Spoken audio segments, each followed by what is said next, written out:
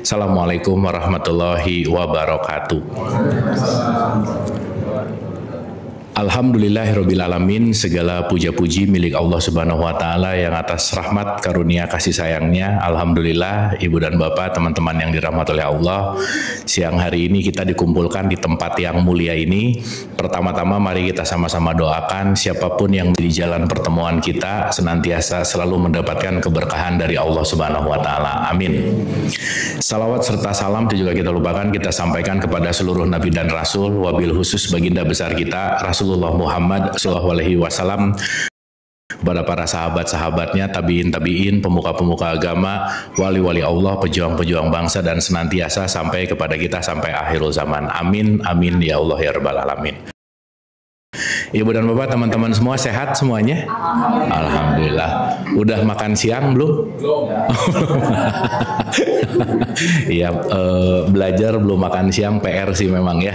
Jadi kalau mau sambil cemil-cemil boleh ya teman-teman ibu bapak, karena penting perlu gula kali ya untuk belajar. Oke, sebelum kita mulai mungkin ada baiknya kita hening dulu sejenak.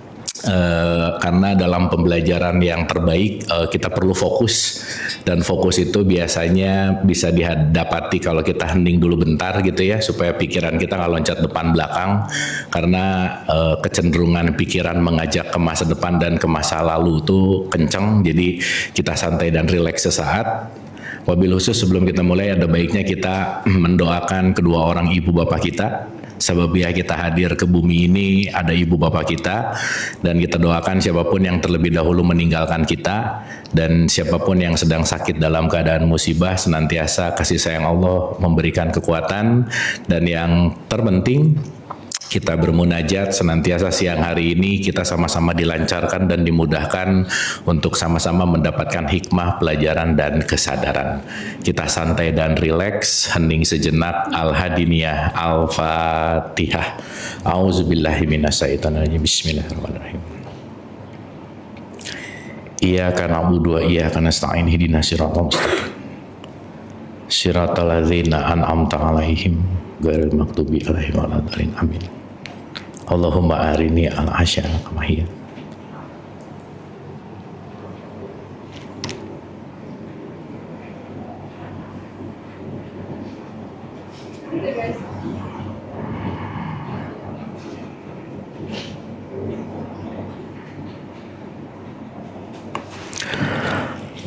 Amin, amin, amin ya Allah ya Rabbal Alamin. Terima kasih teman-teman, ibu dan bapak, senantiasa kita sudah ada dalam vibrasi frekuensi energi yang selaras untuk sama-sama belajar, hadir utuh di sini saat ini untuk menyimak. Dan sebelum mulai seperti biasa saya mau disclaimer bahwa saya bicara di sini nomor satu bukan mau ceramah. Yang kedua bukan mau mentausiahi ibu dan bapak dan teman-teman, bukan mau mengajari, tetapi saya rasa spirit kita ngikutin perspektif Nabi Muhammad itu selalu bersahabat gitu ya. Jadi kita sahabat belajar bareng, sahabat bertumbuh yang senantiasa di sini kita sesama murid yang belajar bersama gitu. Setuju? Setuju ya. Jadi jangan ngerasa diceramahin, jangan ngerasa diajarin. Kita di sini open to discuss, kita di sini sama-sama terbuka, karena saya rasa penting sekali untuk membuka pikiran dan membuka hati, karena sesuatu yang baru itu penting untuk yang lamanya dikosongin dulu. Jadi kita kosong-kosongin dulu sesuatu yang lama supaya apapun aliran yang akan disampaikan akan memenuhi kesadaran-kesadaran kita gitu. Jadi spirit kita adalah belajar sama-sama. Setuju ya teman-teman ibu bapak? Oke. Ini lemes banget ya ibu bapak, oke nggak ini? Iya, udah kelihatan kurang gula sih memang ya. Ini ada jeruk sih, mau jeruk dulu boleh? Oke, yang pertemuan pertama nggak hadir ada nggak? Boleh angkat tangan. Yang baru perdana datang hari ini? Oh oke, sedikit ya. Jadi saya ngulangnya nggak akan terlalu panjang gitu, karena insya Allah kita akan bermodulasi gitu, karena saya rasa penting untuk kita part by part, step by step, karena kalau stepnya nggak jelas tuh kadang-kadang juga arahnya juga jadi nggak jelas gitu. Jadi ini kita pertemuan kedua. pertemuan keempat UTS, jangan lupa belajar ya, karena tes gitu. Jadi nanti pertemuan keempat rata-rata kosong biasanya. Oke, hari ini kita masih masuk ke pra sih sebenarnya. Jadi dalam modulasi, saya meresearch modul ini kurang lebih sekitar 10 tahun teman-teman ibu bapak. Jadi ini mungkin baru pemanasan tahap awal gitu ya. Jadi insya Allah kita pelan-pelan, santai, nggak terlalu cepat pengen ngeberesin modul, saya rasa. Cek. Oke, supaya kita bisa nikmatin prosesnya, dan yang paling penting kita bisa berdialektika dan dialog, karena ini bukan ceramah. Setuju? Ini bukan dalam tanda petik one way gitu, enggak lah. Kita lebih banyak discuss. Kalau misalnya di tengah-tengah ada sesuatu yang mau ditanyain, boleh dicatat dulu dan nanti kita bisa ditanya to the point, on the spot, atau di belakang nanti kita akan banyak berdialog gitu. Oke? Sip ya? Clear? Sip. Bismillah, kita akan mulai. Saya review dulu sedikit dari pertemuan kita yang pertama karena ini yang kedua gitu. Saya mungkin akan mengambil perspektif dari apa yang udah kita bahas sedikit aja untuk yang datang juga kayaknya pertemuan pertama lupa-lupa lagi juga sih kelihatannya ya. Nah, ya kita ulang dikit lah gitu. Oke. Sekarang kan udah ada di record, jadi ini saya sengaja record. Jadi kalau pertemuan berikutnya masih lupa, buset aja gitu ya. Nah, jangan lupa karena ada recording. Oke. Di awal itu kita bicara tentang konteks yang namanya Islam. Ada yang namanya Islam dan Islami. Islam dan Islami ini akan berbicara tentang diri dan identitas. Jadi kita itu ada diri dan kita punya identitas diri gitu. Pertanyaan, nama itu diri atau identitas? Hah? Jabatan itu diri apa identitas? Oke, maka kalau kita bicara diri itu kaitannya sama fitrah. Fitrah itu adalah sesuatu yang nggak pernah berubah gitu. Jadi nanti kita akan mengerti PR besar dalam hidup adalah menemukan fitrah itu gitu. Makanya nanti teman-teman di bulan Februari ini ya kita mau Ramadan, ending Ramadan pasti kalimatnya Idul Fitri, betul nggak? Idul Fitri artinya apa? Awas ngejawab Lebaran, bukan ya? Kembali ke fitrah. Kalimatnya kembali. Kenapa tidak menuju fitrah? Begitu nggak? Ya, kembali ke fitrah. Artinya apa? Kita ini sedang berjalan jauh dari fitrah dan kita sedang berjalan kembali menuju fitrah. Gitu ya. Nah, pertanyaannya adalah kalau kita bicara dalam konteks Islam itu dirinya atau identitasnya?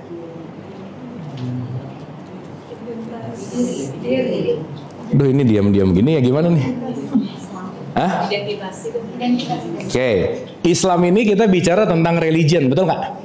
Ya, religion itu dari kata religio itu artinya to bind. To bind itu artinya adalah menghubungkan hamba kepada Tuhan gitu. Sip ya, the connection. Maka sorry to say, orang yang agamanya Islam belum tentu Islami. Setuju nggak? Yes. Berarti pertanyaannya, Islam di sini covernya, Islami di sini adalah esensialnya. Ini adalah pakaiannya, ini adalah isinya, ini mereknya, ini adalah airnya lah gitu kira-kira. Maka ini disebut sebagai identity, ini disebut sebagai diri gitu. Makanya negara paling Islami bukan orang yang paling banyak orang Islamnya di dunia, bukan. Justru orang yang paling banyak orang Islamnya nggak ada 10 besar sih gitu. Kemarin kita udah bahas gitu. Indonesia orang Islamnya banyak nggak? Ranking Islaminya nggak masuk 10 besar. Ya. Karena kalau kita bicara konteks Islam secara bahasa, Islam secara esensial, Islam itu kan dari kata salam. Salam itu artinya damai, sejahtera gitu. Kalau damai dan sejahtera kan tingkat korupsi harusnya rendah, atau konteks kesenjangan harusnya nggak, gapnya antara atas sama bawah nggak tinggi, dan seterusnya gitu. Kita udah bahas di pertemuan yang lalu gitu. Sip ya. Jadi kalau kita bicara Islam, ini ngomongin KTP gitu. Teman-teman, ibu bapak Islam nggak? Apanya? KTP.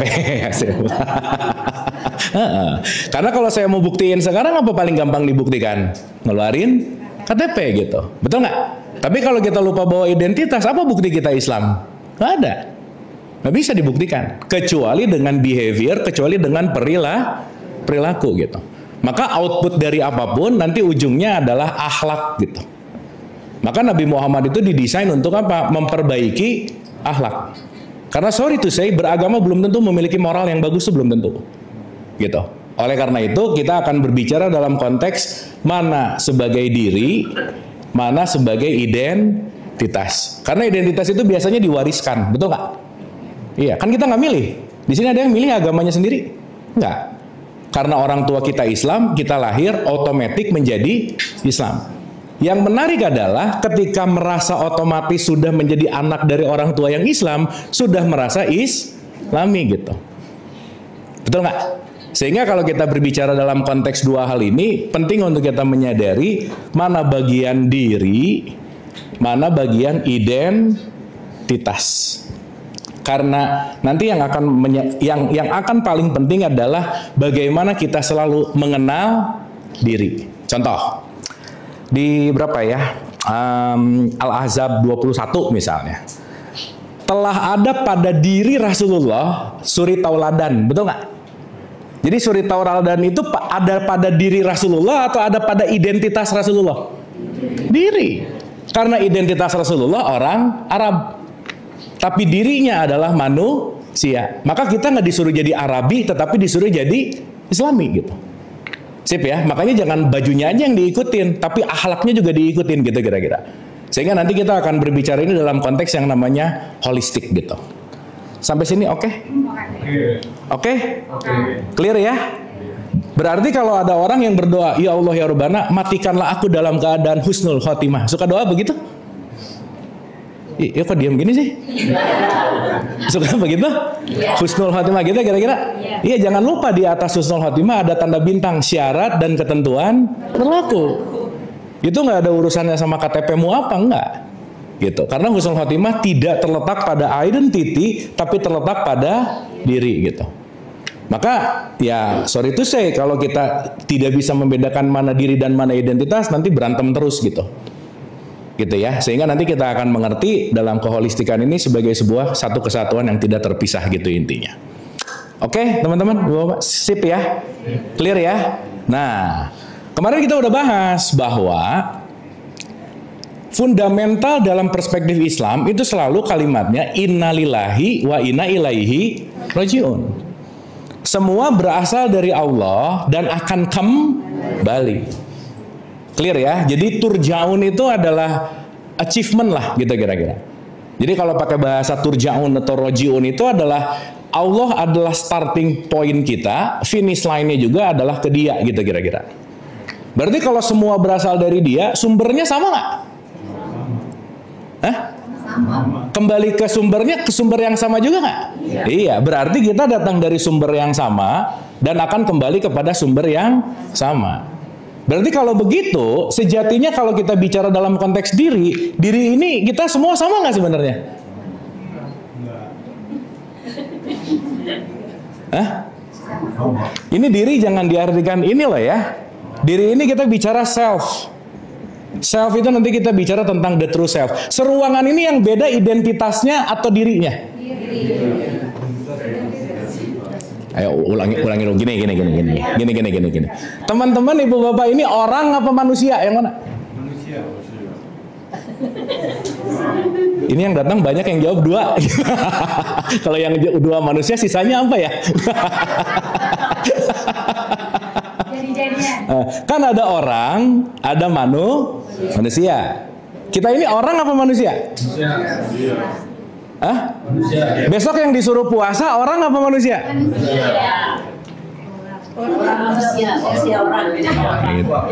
Jadi kalau pakai bahasa kemarin, manusia itu ada 4 ya. 1 level pertama namanya asbun. Nah ini nomor 1. 2 knowledge, 3 paham, 4 conscious gitu. Nah yang bahaya adalah bunyi dulu baru mikir gitu. Itu bahaya. Dan ini memang hampir 95% ya begitulah. Ya, nggak apa-apa ya. Kan kadang-kadang ngomong dulu baru mikir, betul nggak? Nah, karena kenapa? Nanti ini keterikatan sama habits sih. Gini. Identity, gini aja. Kalau ketemu teman baru, mana yang pertama ditanya? Mas, orang mana? Atau, Mas, manusia mana sih? Yang mana? Oh, berarti yang dia tanya dirinya atau identitasnya?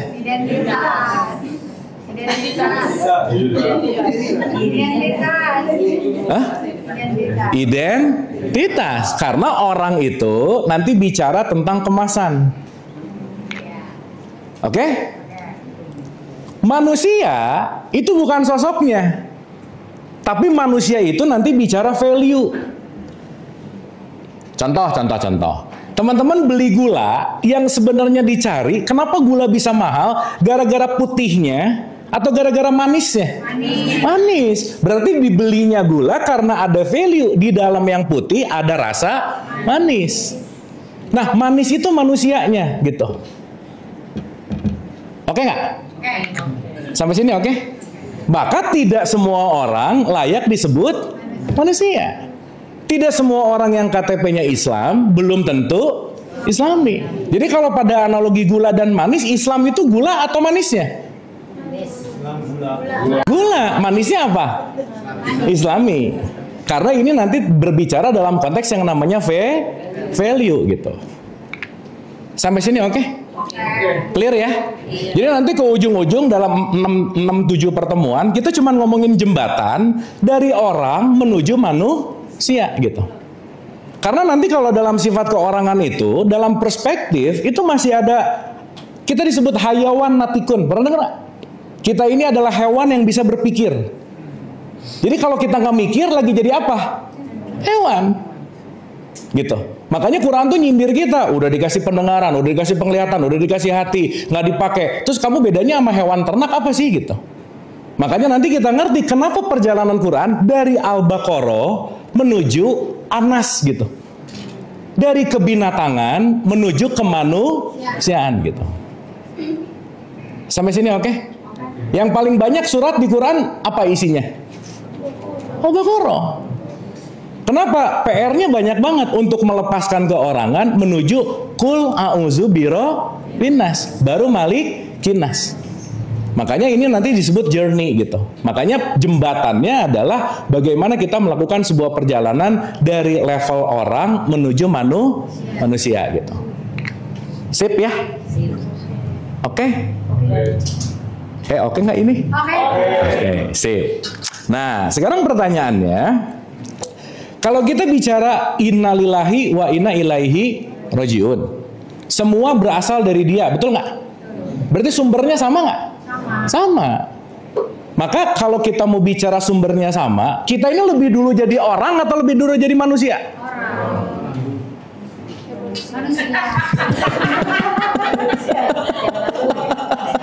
Manusia jadi orang. Manusia jadi orang.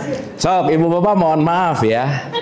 Ada nggak bayi yang begitu brojol dua-duanya lahir? Punten-punten mohon maaf ya. Yang satu hitam, yang satu putih. Ada di ruangan bayi. Yang putih ngelihat yang hitam, jelek lu hitam. Ada nggak yang begitu? Nggak ada. Dia belum punya data jelek atau buruk atau bagus dan seterusnya. Betul nggak? Masih pure. Sip ya?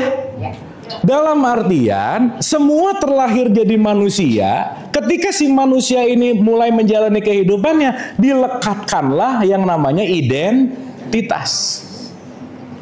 Dan sorry to say, ketika dia melupai kemanusiaannya, jangan-jangan dia mengingat identitasnya. Dan nanti itu yang disebut sebagai attachment. Betapa kita melekat kepada identitas, padahal identitas ini cuma aksesoris gitu. Contoh lagi, duluan mana kita jadi manusia atau jadi orang Indonesia? Duluan mana? Manusia dulu, orang Indonesia baru dilekatkan. Duluan mana jadi manusia atau jadi orang Islam? Manusia dulu, agama baru dilekatkan, betul nggak? Jadi kalau sekarang beragama tapi menghilangkan kemanusiaan, berarti aneh gitu. Pasti Pak, kenapa? Karena esensi kita semua sebetulnya adalah manusia. Berarti di ruangan ini yang beda manusianya atau orangnya? Orangnya. Yang beda identitas. Tapi kan kita sama-sama ya gitu. Contoh. Ini kita pemanasan dulu ya, belum mulai ya. Pemanasan, warming up dulu. Maaf ya.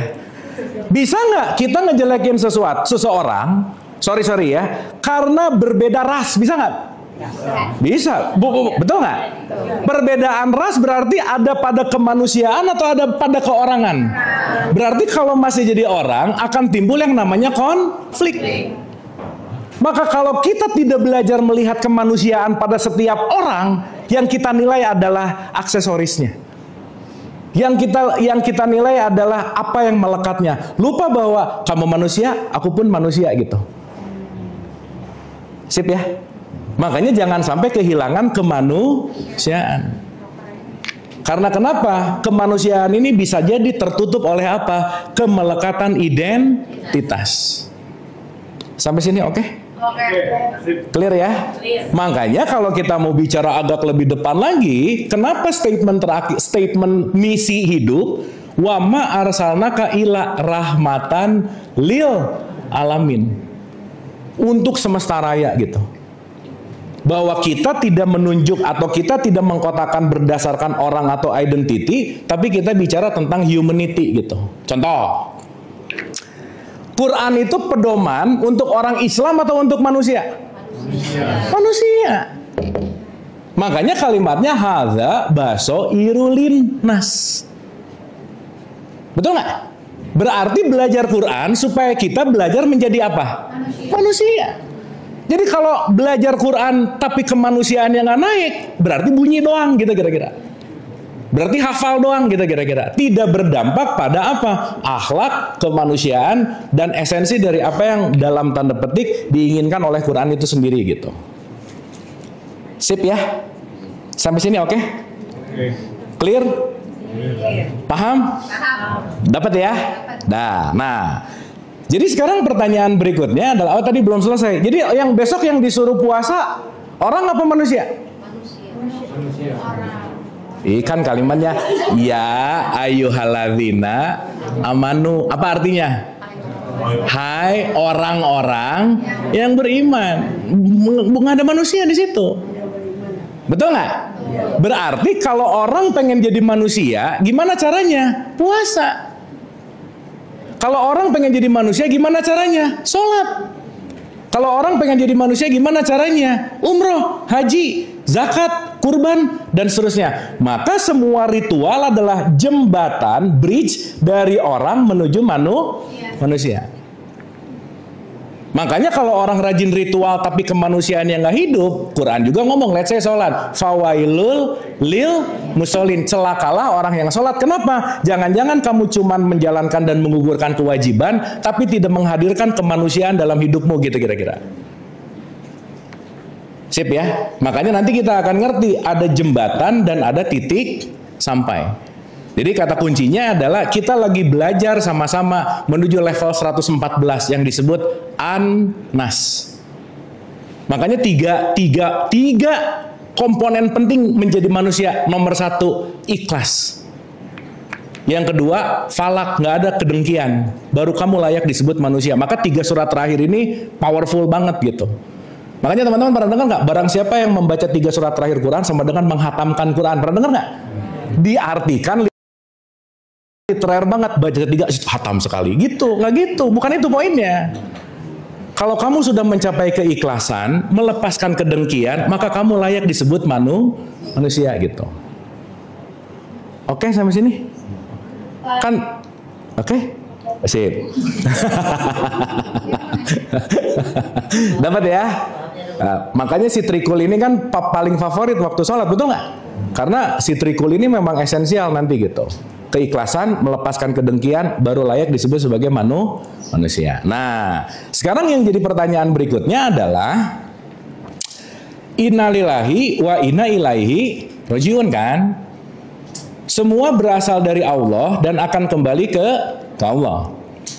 Berarti kalau kita bicara dalam konteks ini, simply kita sebut aja life is all about the journey, perjalanan.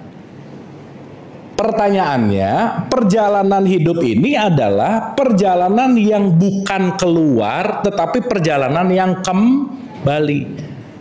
Makanya selesai Ramadan bukan menuju fitrah, bukan. Tapi kembali ke fitrah. Berarti kita ini asalnya fitrah nggak? Iya. Berarti kita ini, sorry itu saya ya, kita ini adalah fitrah yang lagi kena virus yang lupa kefitrahan kita, yang lagi belajar kepada keaslian kita, gitu kira-kira. Sampai sini oke? Sampai sini oke? Contoh. Kalau semua berasal dari Allah, ada nggak sumber lain selain Allah? Berarti siapapun sekarang yang ketemu, sumbernya sama nggak? Kenapa bisa berantem? Berarti kalau orang mulai mengkafirkan orang lain, membidahkan, menerakakan, menjelekan, dia lagi lupa sama diri sejatinya, betul nggak? Karena dia sudah terattach kepada sesuatu yang membuat kemanusiaannya lupa, dia melekatkan dirinya kepada identitas gitu. Dan nanti identitas ini seru banget gitu. Maka kemelekatan tertinggi dalam hidup adalah identity. Maka PR besar dalam hidup adalah melepaskan identitas. Karena semakin kita attach kepada identitas, semakin kita sulit untuk pulang gitu kira-kira. Makanya kenapa orang takut banyak mati? Sebetulnya secara psikologi, dia takut kehilangan apa yang dia udah kumpulin gitu kira-kira. Karena dia melekat kepada sesuatu yang bukan esensinya gitu. Karena nanti kita akan ngerti esensi kita tuh yang mana gitu sebetulnya. Sip ya. Makanya kenapa kalimatnya man arafah nafsah faqad arafah robbah. Kalau kamu mengenal dirimu, kamu mengenal Tuhanmu. Gak ada kalimat kalau kamu mengenal identitasmu, kamu mengenal Tuhanmu. Berarti identitas bisa jadi jalan untuk membuat kita tidak mengenal Allah gitu kira-kira. Karena kenapa? Jangan-jangan menuhankan identitas. Bukan menuhankan Allah. Nah, oleh karena itu salah satu PR besar dalam hidup adalah bagaimana belajar melepaskan kemelekatan atau untuk melakukan yang namanya detachment gitu kira-kira. Sampai sini oke? Sip? Dapat ya? Oke, jadi udah bisa bedain mana orang mana manusia? Bisa bedain ya? Dalam perspektif bahasa Arab orang itu disebut basyar. Makanya nggak ada kata-kata basyar kamil tuh nggak ada. Yang ada insan kamil. Makanya manusia disebut nas. Jamaknya jadi ya insan atau nas gitu kira-kira. Makanya kita lagi perjalanan dari level ini gitu kira-kira. Nah, pemanasan yang kedua berarti kita lagi melakukan sebuah perjalanan nggak? Ya. Perjalanan kemana?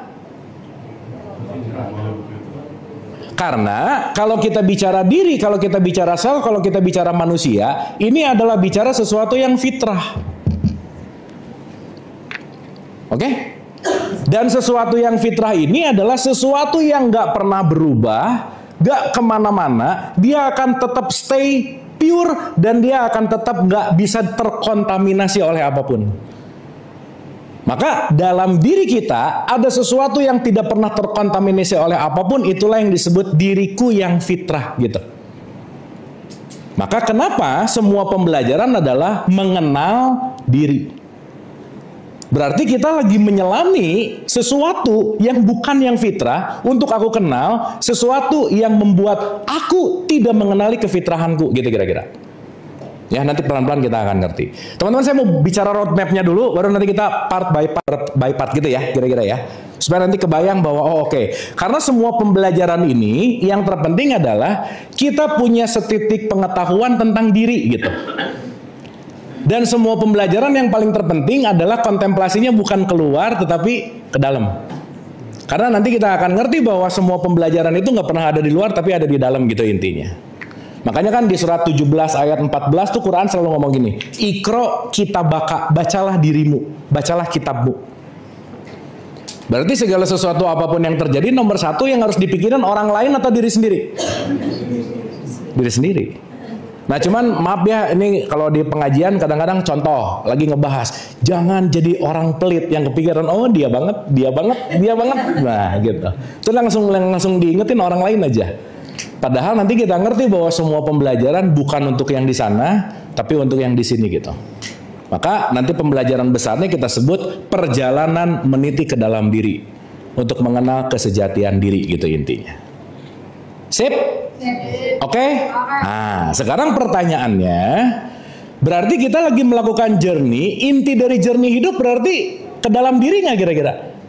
Iya dong.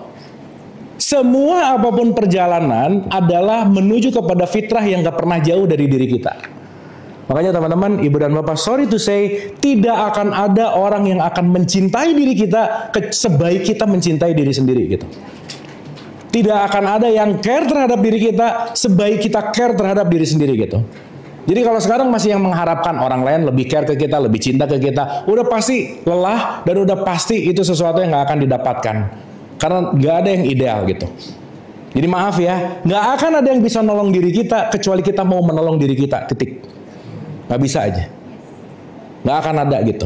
Jadi jangan mengharapkan dapat pencerahan dari luar lah, dapat apalah, apa gimana dan lain. Gak bisa aja udah. Karena kenapa?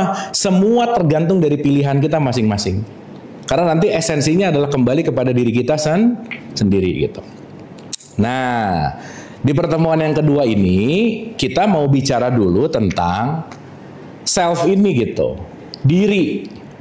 Karena nanti kita akan ngerti partikel demi partikel demi partikel supaya nanti kita ngerti, oh diriku tuh yang mana sih gitu.